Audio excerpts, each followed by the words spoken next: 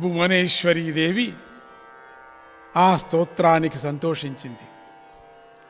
స్వర్గలోకంలో ఉన్నటువంటి వారందరినీ కూడా రప్పించింది. ఎవరు కోరుకున్న విధంగా వారు కనిపించేలాగా చేసింది. వారందరూ తమ ఇష్టులకు శ్రద్ధాంజలు అర్పించారు చూస్తూనే. తర్వాత వ్యాస మహర్షి తన తపశ్శక్తితో వారిని వారి లోకాలకు పంపించాడు. ఇలా అందరూ అమ్మవారి దయ వల్ల ఇంద్రజాలం లాంటి దృశ్యాన్ని చూసి తమ తమ నివాసాలకు వెళ్ళారు. అందరికీ ఆశ్చర్యమైపోయింది. వాళ్ళు అనుకున్నట్టుగానే చూసేశారు. ఇది మహామాయ అయినటువంటి భగవతి యొక్క అనంతమైనటువంటి శక్తి. శ్రీమాత్రే నమః. అమ్మవారి దయ వల్ల అందరూ తమకు ఇష్టమైన వారిని చూసి వెళ్ళిన తర్వాత 3వ రోజున శతాయుపాశ్రమంలో దావాగ్ని పుట్టింది. ధృతరాష్ట్రుడు, గాంధారి, కుంతి దగ్ధమైపోయారు. ధృతరాష్ట్రుడు ఉన్నప్పుడు తీర్థయాత్రలకని బయలుదేరినటువంటి సంజయుడు ఎటు వెళ్ళాడో ఎవరికీ తెలీదు. ఇంతే సంగతులు. ఈ విషయాల్ని నారద మహర్షి ధర్మరాజుకు చెప్పగా ధర్మరాజు ఎంతో దుఃఖించాడు. మహాభారత యుద్ధం జరిగిన 6 సంవత్సరాలు అయిన తర్వాత బలరామ శ్రీకృష్ణుల కళ్ళ ఎదురుగానే అందరూ కూడా ఒకరినొకరు కొట్టుకొని అందరూ కూడా మరణించారు. బలరాముడు సముద్రంలోకి నడుచుకొని వెళ్ళిపోయాడు. పూర్వశాపం వలన శ్రీకృష్ణుడు అవతారం కూడా చాలించాడు స్వామి. ఈ వార్త తెలిసి వసుదేవుడు జగౌ ప్రాణాన్ శుచీన్ కృత్వా చిత్తే శ్రీభువనేశ్వరీం జగౌ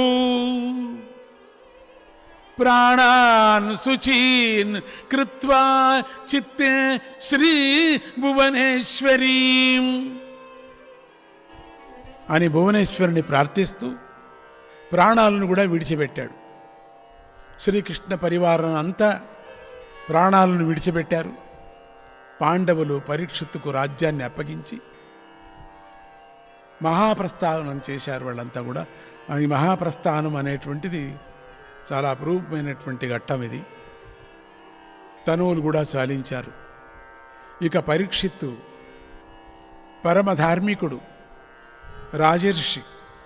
ఆయన చక్కగా 60 ఏళ్ల రాజ్యపాలన చేశాడు. ఒకనాడు వేటకు వెళ్ళి నీరు దొరకగా అసహనంతో చచ్చిన పాము వేసి ఆసనంలో కూర్చొని ధ్యానం చేస్తున్నటువంటి మహామునికి వీడికి అసహనం అయిపోయింది. అసహనం అంటే దప్పి ఎక్కువైపోతే అసహనం వస్తుంది కదా. అసహనం అంటే కోపం ఎక్కువ వస్తుంది, ఓపిక ఉండదు, వాళ్ళు తట్టుకోలేరు, విపరీతమైన కోపం ఉంటుంది.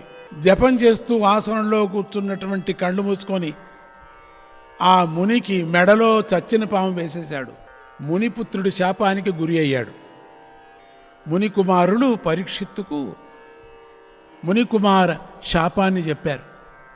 అప్పుడు ఇతడు వృద్ధ మంత్రులను పిలిపించి, మంత్రులారా, నా ద్వేష కారణంగా మునికుమారుడి శాపానికి గురి అయ్యాను. నేనే చేసుకున్న నా పాపం అది. ఇప్పుడు నాకు ఉపాయం చెప్పండి. మృత్యు కిలా నివార్యోసౌ వదంతి వేదవాదినక. మృత్యువు నివారణ చేసే విధానం చెప్పుకోమన్నారు. మృత్యు కిలా నివార్యోసౌ వదంతి వేదవాదినక. వేదతత్వం తెలిసిన విద్వాంసులు ఎలాంటి వాడికైనా చావు తప్పదని చెబుతారు కదా. అయినా కూడా తెలిసిన వారు శాస్త్రోక్త పద్ధతులను ఆలోచించి ఆచరిస్తారు కదా. ఉపాయం తెలిసినటువంటి బుద్ధిమంతులు కొందరు ఇలా అంటున్నారు కదా, అన్ని కార్యాలు బుద్ధిమంతుల ఉపాయాల వల్ల తప్పక నెరవేరుతాయి కదా, కార్యసిద్ధికి వేరే దారి లేదు కదా అని అంటున్నారు కదా. ఏదైనా మణితంత్ర ఔషధాల ప్రభావం గొప్పది. వాటి వల్ల కార్యాలు సిద్ధిస్తాయి. ఒకప్పుడు ఒక ముని తన భార్య పాము కాటుకు చనిపోగా అతను ఆమెను తిరిగి బ్రతికించుకున్నాడు. ఇదొక కథ. ఇది చెప్పుకొచ్చాడు. ఆ ముని తన భార్యకు తన ఆయువులోని సగభాగాన్ని ఇచ్చి బ్రతికించుకున్నాడు. పండితులు జరిగే తీరుతుందని కూడా దీనిని విశ్వసించరు. ప్రయత్నంతో జరగబోయేదాన్ని మారుస్తారు. అటువంటిది మార్చేస్తారు కదా. ఏమేమి జరుగుతుందో మార్చేస్తారు. విధినే మార్చేస్తారు, గీతనే మార్చేస్తారు మహాత్ములు మాయా మంత్రాలతో. ఈ భూమిపైన కానీ స్వర్గంలో కానీ ఎవడైనా దైవంపై భారం వేసి ఏ ప్రయత్నము చేయకుండా ఊరికే ఉండగలడా? అందరూ చేస్తారు. ఎంతగా పరమాత్ముడి దయ ఉన్నా కూడా జాతకం చూపించుకుంటారు. అజగరం కూడా ఒక చోట పడి ఉంటుంది ఎప్పుడు. కానీ ఎక్కడ పడి ఉంటుంది? చాలా మృగాలు తిరిగాడేటువంటి స్థలంలో పడి ఉంటుంది అది. అందుకని ఎక్కువ మృగాలు వస్తూ ఉంటాయి, తినేస్తూ ఉంటుంది. మృగాలు లేనటువంటి ఎడారిలో పడదది. ఎత్తుక్కొని వెళ్ళి మృగాలు ఉండే చోటనే పడుతుంది. మంచి సంతలోనే పడుకుంటుంది.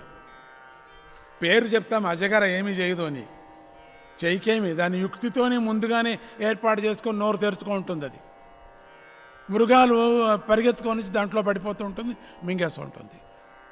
ప్రయత్నం అనేటువంటిది ముఖ్యము అని చెప్పడానికి ఇక్కడ. కనుక కార్యం సిద్ధించినా కూడా ప్రయత్నం మాత్రం చేసే తీరాలి అని ఇంకొకటి కూడా ధర్మసూక్ష్మం అది కూడా చెప్తారు. ఒకవేళ కార్యం సాధ్యం కాకపోతే అప్పుడు మాత్రమే మదిలో దైవాన్ని దిక్కుగా నమ్ముకోవాలి అన్నాడు. మనం ప్రయత్నం చేయాల్సిందే. ఇక చేత కానప్పుడు దైవాన్ని నమ్ముకోవాలా అనే విధానం కూడా ఒకటి ఉంది. ఆ మాటలకు మంత్రులు ఇలా అన్నారు, నువ్వు చెప్పినటువంటి ఆ ముని ఎవడో మాకు తెలియదు, ఆ కథ ఏమిటో నువ్వే చెప్పు అన్నారు. అప్పుడు రాజు, మంత్రులారా, భృగు వంశంలో రురువు పుట్టాడు.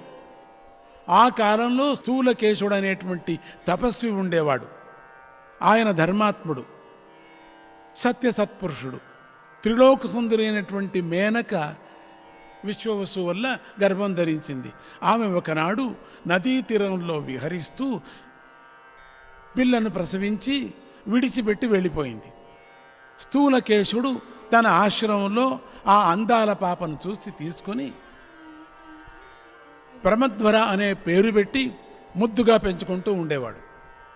ఆ పిల్ల యవనంలో ప్రవేశించింది. రురువు ఆ అమ్మాయిని చూసి మోహించాడు. రురువు అప్పటి నుండి పరధ్యానంలో ఉండటాన్ని గమనించి తండ్రి అయినటువంటి ప్రమతి ఇలా అడిగాడు, పుత్ర, ఏదో దిగులుతో ఉన్నావేమిటి అన్నాడు. అప్పుడు రురువు ప్రమద్వర గురించి చెప్పాడు. ప్రమతి స్థూలకేశమునితో మాట్లాడి పిల్లల పెళ్లి ఖాయం చేశాడు.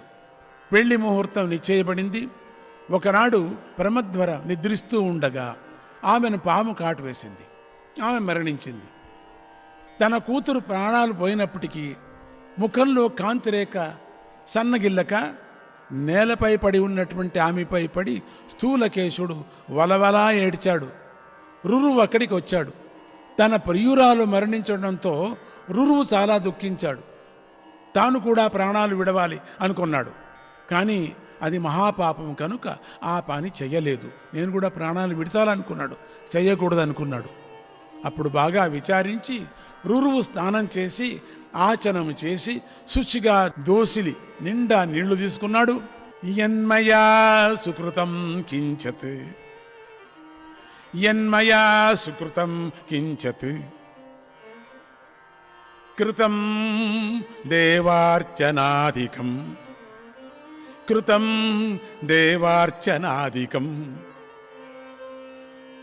గురవః పూజితా భక్త్య, గురవః పూజితా భక్త్య హుతం జప్తం తపః కృతం, హుతం జప్తం తపః కృతం అధితాశ్వాఖిలవేద,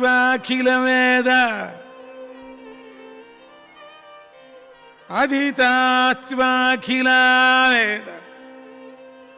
గాయత్రీ, గాయత్రీ సంస్కృతాయది, గాయత్రీ సంస్కృతాయది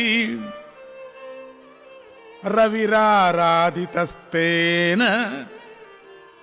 సంజీవతు మమ ప్రియా. సంజీవతు మమ ప్రియా. కృతం దేవార్చనాదికం గురవః పూజితా భక్త్యా హుతం జప్తం తపః కృతం.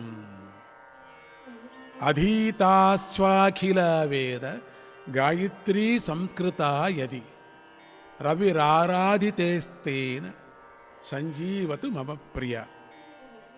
నా వల్ల ఏదైనా సుకృతం కానీ దేవతార్చన కానీ జరిగి ఉన్న పక్షంలో నేను నా గురువులను భక్తితో పూజించిన వాడినే అయితే, జపతపోహోమాలు చేసిన వాడినే అయితే, వేదాలను చక్కగా అధ్యయనం చేసిన వాడినే అయితే, గాయత్రి అనుష్ఠానము నన్ను సంస్కరించి ఉంటే, సూర్యుడు నా చేత ఆరాధింపబడి ఉంటే, నా ప్రియురాలు ఇప్పుడే మళ్ళీ జీవించుగాక, లేదంటే నేను కూడా ప్రాణాలు విడుస్తాను అని ఆ నీటిని భూమిపై చల్లాడు. అప్పుడు ఒక దేవదూత అక్కడికి వచ్చి, ఓ బ్రాహ్మణోత్తమ, సాహసించకు, చనిపోయిన ఆమె తిరిగి ఎలా వస్తుంది? ఈ ప్రమధ్వర గాంధర్వ అప్సరసలు కూతురు ఈమె, అవివాహితగా మరణించింది కనుక నువ్వు మరొక సుందరిని ప్రేమించి పెళ్లి చేసుకో, ఎందుకులే. అప్పుడు రురువు, నేను వేరే స్త్రీని ఇష్టపడను, ఈమెనే బ్రతికిస్తే సరి, లేదా నేను ప్రాణాలు విడుస్తానన్నాడు. రురువు పట్టుదలకు దేవదూత సంతోషించి ఇలా అన్నాడు, ఒక ఉపాయం చెప్పాడు. నాయన, పూర్వం దేవతలు చెప్పిన ఒక ఉపాయం ఉంది, దాన్ని విను. నీ అర్ధాయుస్సును ఇచ్చి ఈ ప్రమద్వారాన్ని బ్రతికించుకోవచ్చు అన్నాడు. ఇది దేవతలకు మాత్రమే సాధ్యమవుతుందండోయ్. అప్పుడు రురువు, ఇదిగో నిస్సందేహంగా నా ఆయస్సులో సగ భాగాన్ని ఇస్తున్నాను, ప్రమద్వర జీవించుగాక అన్నాడు. అంతే, దేవతలు కదా. తర్వాత విశ్వావసువు ధర్మదేవతల యొక్క అనుగ్రహంతో దేవదూత ప్రమద్వరను బ్రతికించి రురువుకు ఇచ్చాడు. ఒక శుభముహూర్తాన వారి వివాహం కూడా జరిగింది. అలా మరణించిన ఆమెను రురువు బ్రతికించుకున్నాడు కనుక మణిమంత్రాఔషాదుల చేత ప్రాణరక్షణ చేయవచ్చు అని శాస్త్రసమ్మతమైన ఉపాయం కనిపిస్తుంది అని పరీక్షిత్తు తన మంత్రులను తన రక్షకులుగా వినియోగించుకొని 7 అంతస్తుల ఉత్తమమైన మేడను కట్టించి పై మేడలో నివసించాడు, ఏ పురుగు పుట్ర రాకోకుండా. తన తప్పును మన్నించమని, తన పక్షాన మళ్ళీ మళ్ళీ వేడుకోమని గౌరవముఖుడు అనే ముని తనను శపించిన ముని ఆశ్రమానికి పంపాడు. పరీక్షిత్తు కాలకృత్యాదులను కూడా ఆ మేడ నుండే క్రిందికి దిగేవాడు కాదు, అక్కడే అన్నీ. ఆ తర్వాత కశ్యపుడి కథ జరిగింది. కశ్యపుడిని తక్షకుడు దారి మధ్యలోనే వారించి వెనక్కు పంపేశాడు. పరీక్షిత్తును కాటేయకపోతే విప్రశాపం తగులుతుందని తక్షకుడు భయపడ్డాడు. వాడికి భయమే, వెళ్ళి కాటేయమని చెప్పాడు, వేయకపోతే తనకు శాపం. గాలి కూడా చేరని ఆ 7 అంతస్తుల మేడలోకి ఎలా చేరాలా అని ఆలోచించాడు. ఈనాటి వరకు పాండవుల వంశంలో ఒక ముని మెడలో చచ్చిన పామును వేసి అవమానించిన వాడు పుట్టనే లేదు. ఆ రాజు చెడు పని చేశాడు. ఇతనికి కాలగతి బాగా తెలుసు. శ్రీమాత్రే నమః.